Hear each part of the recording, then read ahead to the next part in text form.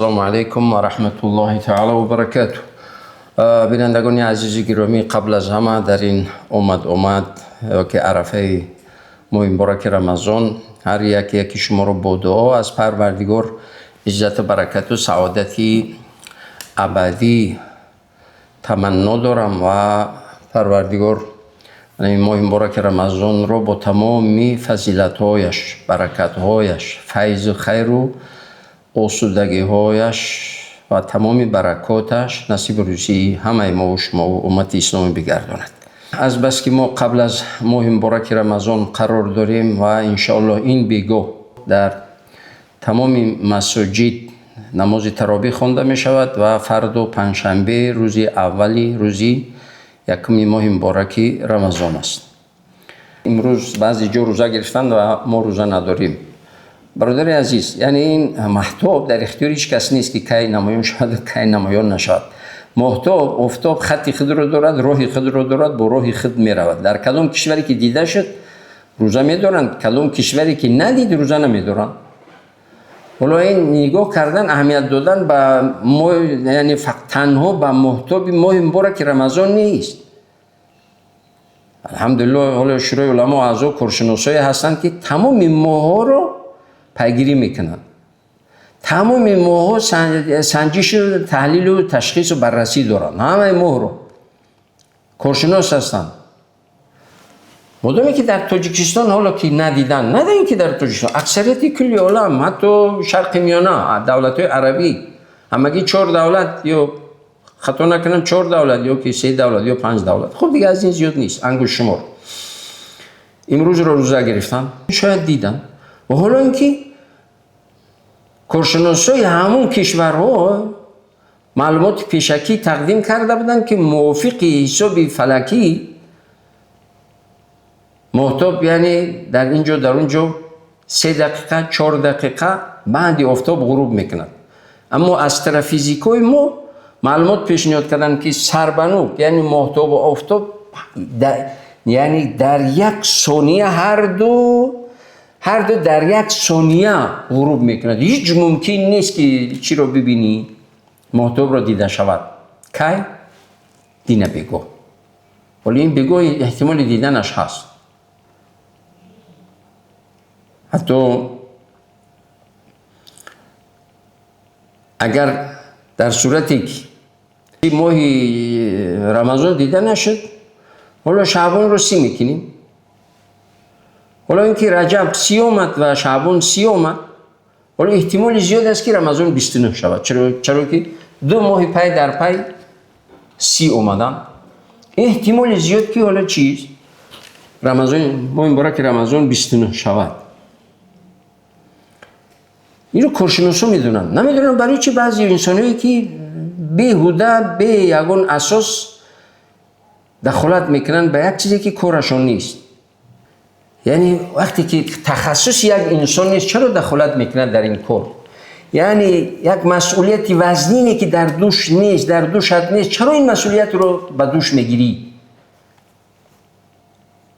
نه از طرفی حکومت، نه از طرفی یعنی مردم، نه از طرفی خادمای دین. مسئولیت نگذاشتگی هستن. حالا خود یعنی از دینم بوی نمیبری یا که از معلوماتم نداری، چرا دخالت میکنی؟ باید انسان در حذر باشه. میدونید خدا ترسی چی هست؟ خدا ترسی رو ها شاگردای پیامبر، یاران پیامبر، صحابای پیامبر داشتن. سوال میشد، میامدن یک صحابی رو میپرسیدن، میگفت فلانی رو بگید، فلانی رو، باز میامدن همین 10 نفر 50 نفر دور میخورد یک سوال. از کدوم میترسیدن؟ مسئولیت حس میکردن، بیهوده نمیگفتن، از پیش خود هر چیز نمیگفتن. حالا میبینید اکثریت هم خود یعنی چی هست؟ فتوا میدید، نمیدونم چی کارایی نمیکنن. هیچ چیزی، هیچ سخنی، هیچ قدمی بی تأثیر نیست برادرای اهل اسلام. بینندگان عزیز گرامی، باید که در مد اول نظر باید که داشته باشید، همیشه در فکر آن باشید که هر سخنی، هر قدمی، هر عملی جوابداری دارد، بخاصیتی دارد، نحسی دارد. یا نیک باشد اجر دارد، پاداش دارد، خوشبختی دارد، سعادت دارد، عزت دارد. چند سال پیش در رمضان 29 شده بود، با یک برادر در یک جایی با ما بحث کرد. گفت چرا 29؟ گفتم برادری عزیز، ماه رجب چند بود نمیدونم، ماه شعبان چند بود نمیدونم. خب برای چی هر سال رمضان 10 روز پیش میاد؟ نمیدونم. آخه این نمیدونم اون نمیدونم. نمیدونی چرا بیهوده دخالت میکنی؟ یعنی وقتی که نمیدونید متخصص نیستی او چرا دخالت میکنی؟ چرا باری از این به دوش خود میگیری؟ رو خودیموی دین و مفتی و یا که دیگر امام و یا که رئیس شورای علما و همه زیر سوال میبری و بعد غیبت میکنی. و غیبت کردن خون گوشت انسان خوردن است. حذر کنید، حرام است. بیهوده نگویید. همین سخنی که میگویید، میدونید دانشمندان اسلام چی میگویند این رو؟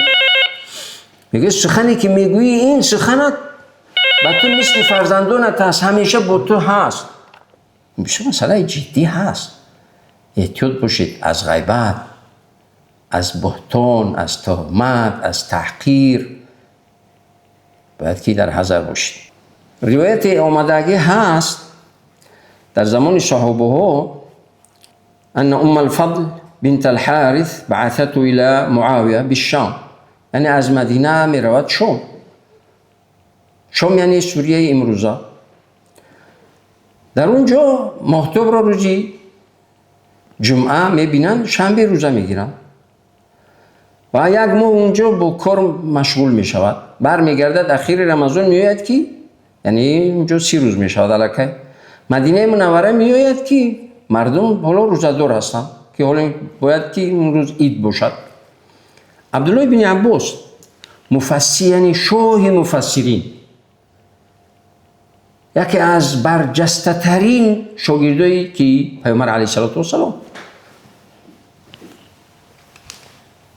با او گفتن که ما این روز عید داریم، در اونجا گرفته بودیم ما عید داریم، شما روزه دارید؟ گفت که ما ندیده بودیم. عبدالله بن عباس عمک بچه پیامبر علیه السلام رضی الله عنهما، پسر عباس عبدالله رضی الله عنهما. حالا ما ندیدیم نگرفتیم، بعد یا ما روز شنبه دیدیم گرفتیم. حالا که شما روز جمعه گرفتید شنبه گرفتید، ما روز شنبه دیدیم یک شنبه گرفتیم. امروز عید نداریم، ما فردا عید داریم. امروز روزه ما مکمل می شود. پس گفتن که معاویه اینا همه گرفتن پیامبر علیه السلام ما را گفت که صوموا لرؤیته و افطروا لرؤیته. شما دیدید بگیرید، دیدید بخورید، دیدید عید کنید. حالا چند دولت، 4 دولت، 4 یا اگر خطا نکنم 5 همگی روزه گرفتگی هستن. خب این محتاب در اختیار انسان نیست که هر وقت بخوای ببینیش، هر وقت بخوای نبینیش نیست. بعد این آفتاب و محتاب راه دارد، خط دارد، خطی خود می رود. حالا چیز کسی ببیند روزه می دارد، کسی نبیند روزه نمی دارد. این یگون مشکلی نیست. از پروردگار برای همه شما خیر و برکت و عزت و سعادت دنیا و آخرت رو با دعا تمنا میکنم. خداوند عزوجل نصیب روزی بگرداند و بیماران رو پروردگار در این عرفه ماه مبارک رمضان بیماران رو شفای کامل عاجل و قرضداران رو از قرض و خجالت نجات و مشکلی‌هایشان رو برطرف و در عمر و زندگی و کسب و کار و رزق و روزی و مهنت زحمت خداوند عزوجل برکتی زیادی عطا کند. و خصوصا برادرانی که بیرون از کشور خصوصا در مهاجرت مهنتی هستند، همیشه ما دعاگو هستیم خداوند عزوجل توفیق را رفیقشون بگرداند و در کسب کارشون برکت و سالم و با عزت با برکت به نزد پیوندان بر بگرداند. و در اخیر از همه بینندگان عزیز گرامی خواهش میکردم که به هر اغوا داده نشوید. ما فرد روزه میگیریم، اونایی که گرفتن دیدن روزه گرفتن، ما که میبینیم روزه میگیریم، تمام.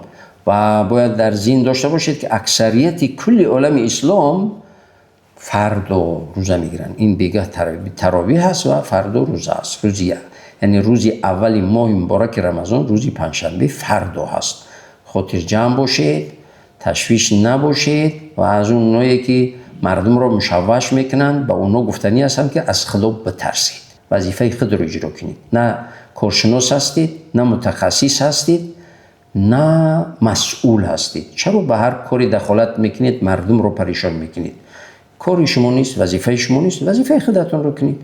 هر جای هستید مالش، اون جای هستید اونجا وقتی که گرفتند اونجا بگیرید. حتی ما بسیار محل مراجعت میشود از دیگر کشورها که ما کی کنیم کی روزا بگیریم. من توصیه میدیم که هر جایی که هستید از همون اداره دینی رسمی اطاعت کنید، از همون قانونهای همون دولت اطاعت کنید، سرکشی نکنید، قانون شکنی نکنید. چه اداره دینی باشد چه دولتی باشد، هیچ وقت عهد شکنی نکنید. مسلمان عهد دارد، پیمان دارد، وفا دارد، صدق و صفا دارد. با صدق و صفا و عهد و پیمان مسلمان عزت و آبرو برکت می‌یابد.